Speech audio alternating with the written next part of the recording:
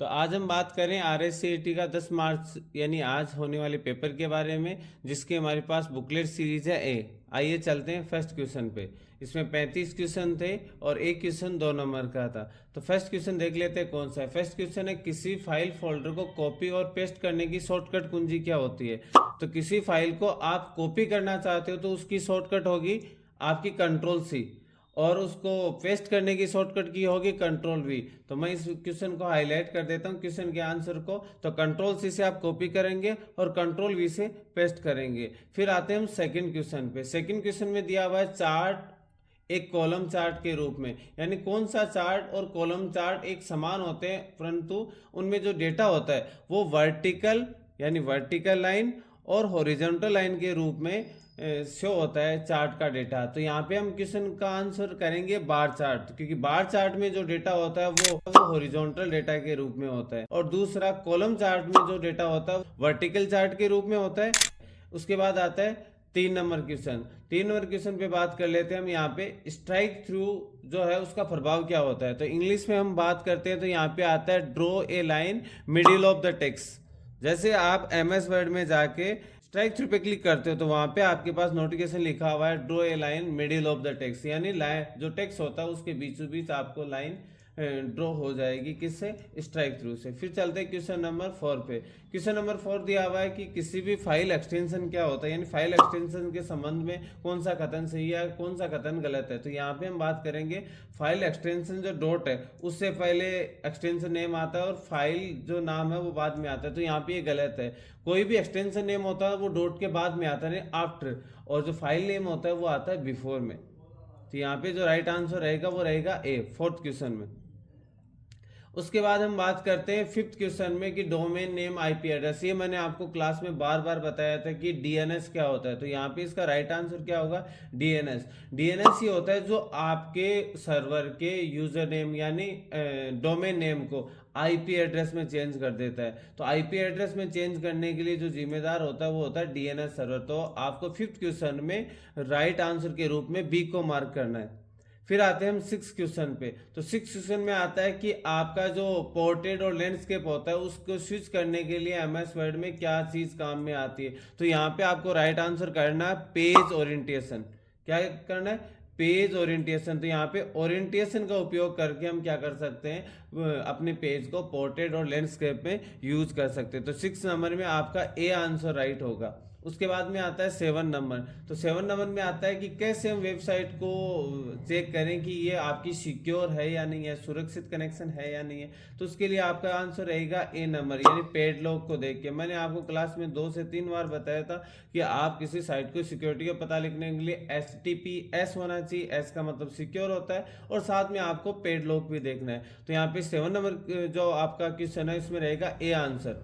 उसके बाद में आपका आता है यहाँ पे 8 नंबर क्वेश्चन। 8 नंबर में है कि प्रेजेंटेशन पे किस चीज का संग्रह होता है, वर्कबुक और ये वर्कशीट। तो यहाँ पे हमें राइट आंसर करना वो करना स्लाइड, यानी जो आपका 8 नंबर क्वेश्चन है इसमें D आंसर को आपको राइट आंसर मानना है।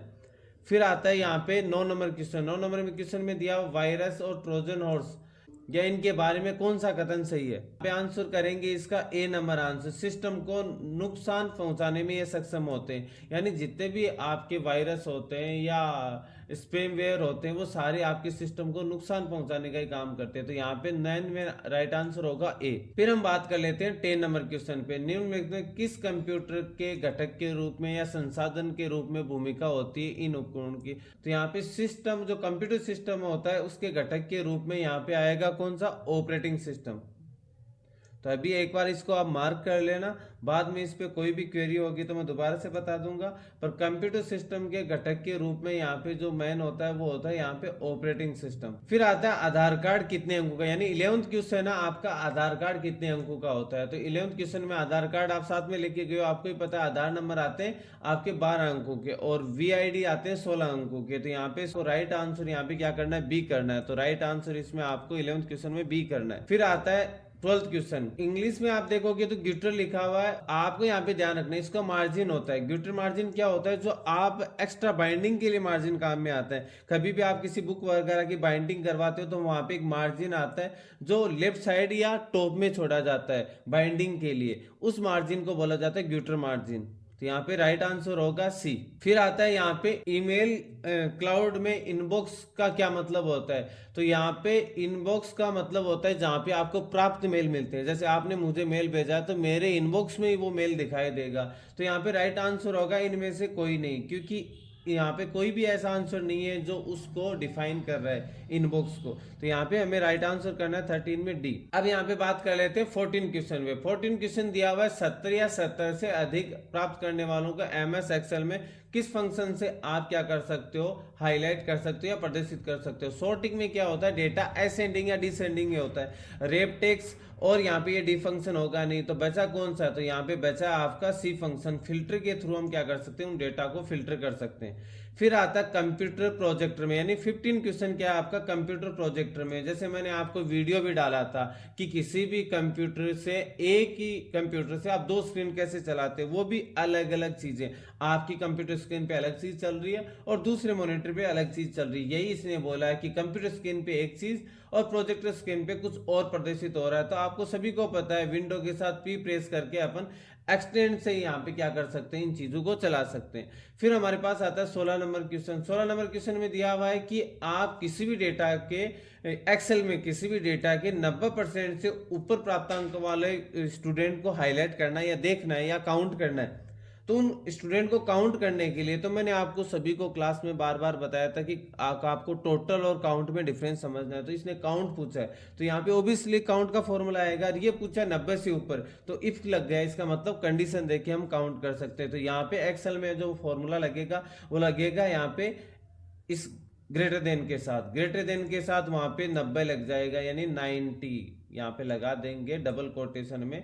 तो आपको वो काउंट करके बता देगा कितने स्टूडेंट है। जैसे डबल कोटेशन में आप जिस वैल्यू को काउंट करना चाहते हो वो लिखते हो, तो यहाँ पे greater than equal greater than और 90 लिखेंगे तो आपका काउंटिंग फॉर्मूला आपको काउंट करके बता देगा 90 से ऊपर कितनी वैल्यू है। अब हम चलते हैं यहाँ पे 17 नंबर क्वेश्चन पे। 17 नंबर क्वेश्चन का भी मैंने आपको बार बार बताया था कि सोशल मीडिया पे आप रहते हो तो सोच समझ के रहना है, क्योंकि गवर्नमेंट ने इसके रूल बना रखे हैं। तो यहाँ पे जो रूल काम आता है वो आता है भारतीय आईटी अधिनियम 2000। इसके थ्रू कई लोगों को अधिकतर यानी आईटी एक्ट 64, 66, 65 कि आप ये ऑनलाइन कर सकते हो, ये नहीं कर सकते हो। तो इसका राइट आंसर 17 नंबर का होगा डी। तो अब हमारे पास है यहाँ पे 18 नंबर क्वेश्चन। विंडो 10 में कौन सी सॉफ्टवेयर के थ्रू आप स्क्रीनशॉट ले सकते हैं, कैप्चर कर सकते हैं। स्पिनिंग टूल से आप क्या कर सकते हैं, स्क्रीनशॉट ले सकते हैं। तो माइक्रोसॉफ्ट वाले मुझे इसके आंसर के बारे में जरूर बताएं कि आप लोगों ने 18 नंबर क्वेश्चन में आंसर क्या किया। फिर हम चलते हैं 19 नंबर क्वेश्चन पे। तो नेक्स्ट है हमारे पास 19 नंबर क्वेश्चन। 19 नंबर क्वेश्चन में दिया हुआ बायोस का फुल फॉर्म। तो बायोस में यहाँ पे दिया हुआ है कौन सा answer, basic input output system. तो मेरे अकॉर्डिंग यहाँ पे इसकी फुल फॉर्म क्या होगी, बेसिक इनपुट आउटपुट सिस्टम। फिर आते एमएस वर्ड में डाले गए हाइपरलिंक। तो इसका मैंने वीडियो बनाया था और आपको प्रैक्टिकल करवाया। तो आपको तो सोचना ही नहीं चाहिए, सीधा आंख बंद के यहाँ पे किस पे टिक कर देना चाहिए, यानी डी ऑप्शन पे टिक कर देना चाहिए कि एमएस वर्ड में आप हाइपरलिंक लगाते हो। तो आपको ध्यान रखना वहां पे कंट्रोल के साथ जैसे आप माउस लेके जाओगे तो आपको एरो से हाइपरलिंक यानी हाथ के आइकन में चेंज हो जाएगा, जैसे आप किसी साइट पे लेके जाते हो अपने माउस एरो को। फिर आता है सक्रिय दस्तावेज कहाँ पे प्रदर्शित होता है। तो एक्टिव वर्ड डॉक्यूमेंट कहाँ पे प्रदर्शित होता है, यानी उस फाइल का नाम। मैंने एमएस वर्ड में कोई फाइल ओपन कर रखी है और वहां पे उस फाइल का नाम कहाँ पे दिखाई होगा, यहाँ पे टॉप में। इस टॉप वाली बार को बोलते हैं हम टाइटल बार। तो यहाँ पे राइट आंसर 21 में करना है टाइटल बार।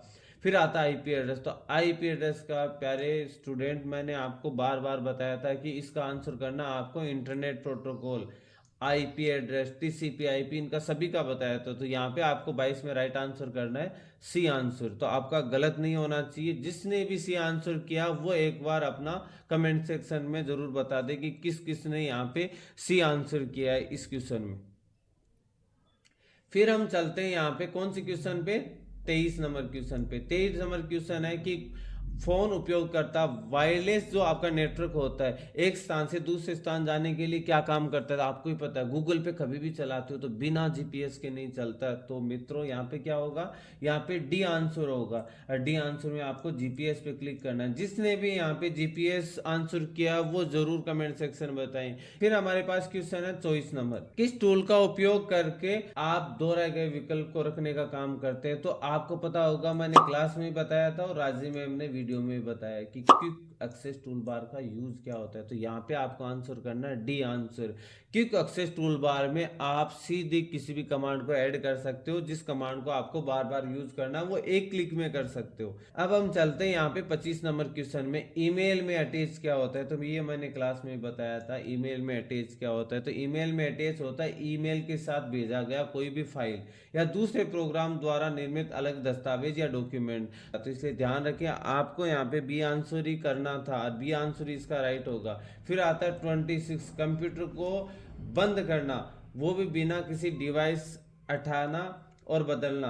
तो ये क्या कहलाता है, ये कहलाता है आपका ए नंबर ऑप्शन इसमें सही होगा, हॉट स्वैपिंग। तो यहाँ पे आपको राइट आंसर क्या करना है, ए ऑप्शन करना है। 27 नंबर का क्वेश्चन आपको बार बार बताया था कि अस्थिर का मतलब होता है नॉन वोलेटाइल और स्थिर का मतलब होता है वोलेटाइल। तो यहाँ पे हम करने वाले हैं सी आंसर, रेम। जिसने भी यहाँ पे रेम का किया वो अपना कमेंट सेक्शन में नाम जरूर भेजें, मुझे इंतजार रहेगा आपके कमेंट का और आपके अच्छे रिजल्ट का भी साथ में। फिर आता है 28, इंटरनेट पे कंप्यूटर की जो पहचान होती है वो किसके द्वारा की जाती है। तो वो आईपी एड्रेस के द्वारा की जाती है। जैसे आपका नाम रमेश है या आपका नाम चंपा है या आपका नाम कजोड़मल है, तो आपकी आइडेंटिटी आपके नाम से होती है। वैसे इंटरनेट पे वहाँ पे आईपी एड्रेस से आपकी पहचान होती है। मोबाइल में आईएमईआई नंबर जैसे होते हैं और आपकी व्हीकल की जैसे आपके नंबर प्लेट यानी आरसी नंबर से होती है। फिर आता है 29 नंबर क्वेश्चन है, वेबसाइट का संगठन क्या कहलाता है। तो यहाँ पे आएगा वेब पेज। तो मैंने कहा था मित्रों कि हिंदी में नहीं समझ में आए तो इंग्लिश की तरफ जाना है। तो वेब पृष्ठ अगर ऊपर से जा रहा है तो इधर इंग्लिश में और यहाँ पे वेब पेज पढ़ो, कुछ आपको फ्रेंडली सा लगेगा वेब पेज। तो इंटरनेट जो वेबसाइट होती है उनके कलेक्शन को बोला जाता है वेब पेज। फिर आता है 30 नंबर क्वेश्चन की, एक उपकरण जो केवल सर्ज सुरक्षा प्रदान करता है बल्कि पावर आउटपुट के दौरान कंप्यूटर की बैटरी को बैकअप पावर भी प्रदान करता है। तो आपने पहले सुना होगा यूपीएस आता है। तो यूपीएस क्या करता है, यहाँ पे बैटरी के रूप में इनको आधे घंटे के लिए कंप्यूटर को चलाने के लिए या उसको शट डाउन कर सके इतना टाइम या बैकअप दे देता है।